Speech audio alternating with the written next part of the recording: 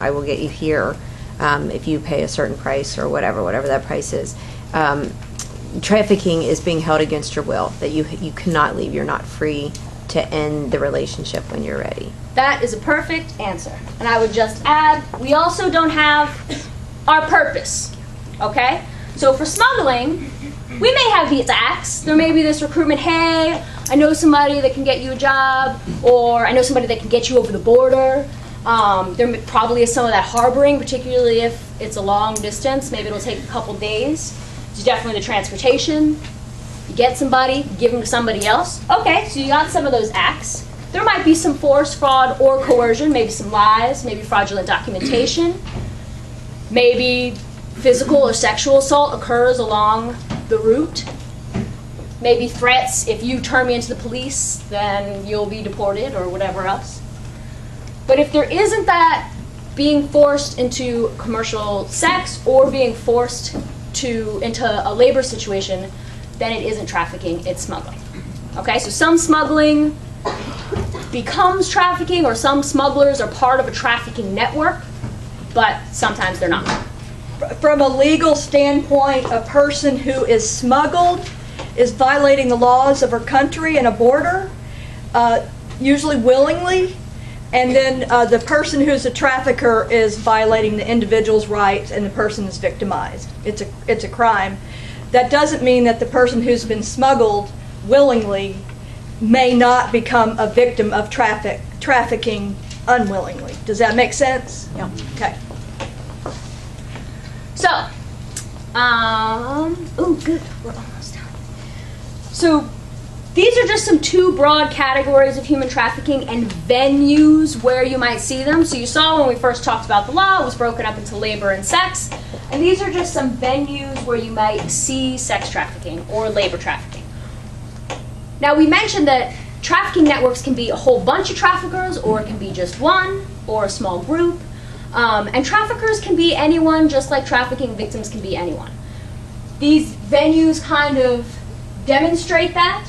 So a trafficker could be part of an organized crime syndicate, somebody who just runs a mom and pop restaurant, a pimp, who is the most commonly visualizable trafficker, a small network of pimps.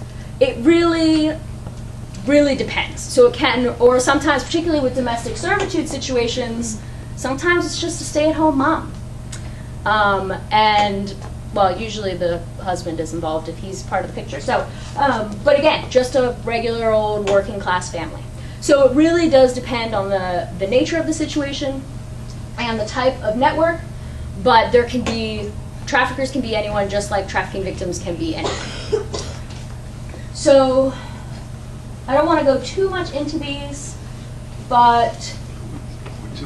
What's IMB? What? Oh, IMB is International Marriage Brokerage, which used to be called Mail Order Brides. Yes, yes. So, mail order brides, again, these are venues where you may find trafficking. There's not always trafficking when you're talking about international marriage brokerage or mail order brides. Some of them are legitimate businesses, but there's a lot of vulnerability for exploitation in those networks. And so oftentimes we can find trafficking there. Just like restaurants, not every restaurant has trafficking, but obviously, particularly when you're talking about undocumented workers, there's a lot of exploitation in those situations, particularly people in the back of the house. They're not usually interacting with other customers, or maybe it's a family-owned business and everything's kind of in the family or in the extended family from the home country. And there's just a lot of exploitation that can go on there. Traveling sales crews. Does anyone know what that one might be? Magazine. Yes! Yes! So, how many people have seen people knocking on their door to sell magazines, books, candy? Used to be encyclopedias, but I don't think they sell those anymore. Maybe they do. Again, a network that is not always exploitative. So there are many legitimate businesses where people are paid to knock on your door and do door-to-door sales. However, in the way these networks are often set up, it's usually youth with not a lot of ties to wherever they are. They leave their homes. They're all driven in a van, maybe 10, 15 kids, 16 to 21, 22. They're dropped off in the middle of some town, say, come back in 6 hours, no money, don't know where they are. If you don't make this amount of money, you don't get to eat tonight, you don't get to sleep in the hotel room. And again, with a lot of those kids together, oftentimes there's a lot of drug abuse, sexual harassment, sexual abuse. There's just a lot of vulnerability for individuals working there. They're isolated, they don't have control of their things, money. There's a lot of vulnerability for exploitation. So again, not every traveling sales crew has trafficking in it, but it's a venue where there's a lot of exploitation. Just like exotic dancing or strip clubs. Not every strip club has trafficking in it. However, it is sometimes traffickers use it as a place to recruit victims, or for the women in his family to set up dates. And sometimes the managers of the strip club know about it, sometimes they don't. But it is just a venue where people who work there are vulnerable for exploitation. You have begging up there. Yes. Are homeless people particularly vulnerable, or what does the begging really refer to? Certainly. Yeah. So the question was, are homeless people particularly vulnerable, / what does this begging thing mean? 1 in 3 runaway and homeless youth are approached by someone in the commercial sex industry within 48 hours, aka recruited, within 48 hours of being on the streets. So certainly, that's just a runaway and homeless youth statistic, I know, but adult homeless populations are also vulnerable to exploitation as well. This begging situation speaks specifically to begging crews. So sometimes people are begging independently, but if you see someone who's kind of asking for money and then keeps looking over to somebody else, or looks like they're being watched, and then goes back and gives the money and then goes back, or something like that, and there seems to be some sort of control going on there, then that could be a trafficking situation. But that's the distinction, is there's that second party, that controller. I think that's good for those. Oh, escort services, you can find those online all the time. Backpage, Craigslist. I'm sure many of you have heard of that. I think I'm going to skip these. But this is really small, so you can barely read it, but when we're talking about what is trafficking and we're trying to identify it, we also need to be able to identify the certain indicators.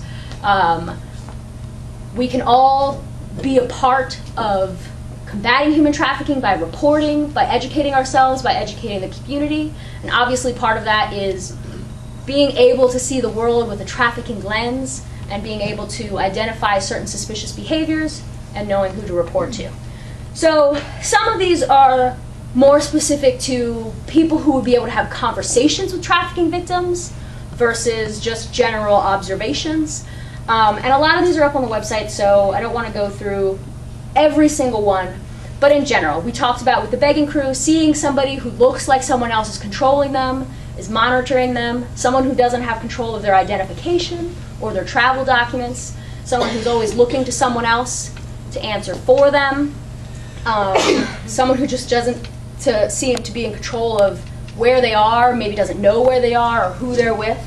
Particularly with labor trafficking situations or with foreign nationals, we see confusion about familial relationships. This is my cousin, I mean my uncle, I mean my brother's mom. Well, that's your uncle. Well, there's a lot of those different indicators, and particularly for labor trafficking, working very long hours, not getting minimum wage, not getting breaks. And for sex trafficking, a lot is similar. Again, heightened startle response, fearful, anxious. Particularly when we're talking about minors, chronic runaways, excess amounts of cash, not in school, which can be for labor trafficking or sex trafficking minors. And a lot of these other ones are the same.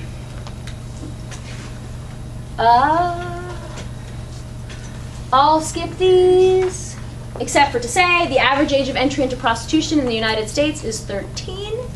That does not mean that the average age of